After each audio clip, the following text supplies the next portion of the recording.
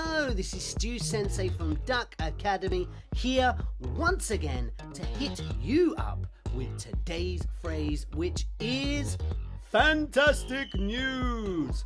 One of my personal favorite phrases to use. I use it all the time, this one.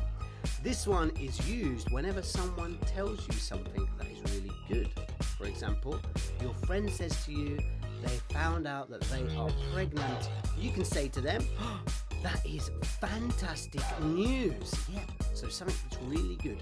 Another example is someone tells you that they have just found out they have the day off tomorrow. You can say that is such fantastic news.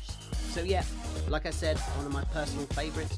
You can change this word, fantastic, to other things. It could be like good news or great news, etc.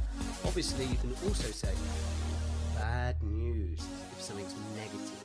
So yeah, very versatile, very useful phrase, good to respond with, and I suggest you try to use it. So please try and use it in the comments below, and I look forward to seeing you next time, hitting you up with another great phrase. Ciao!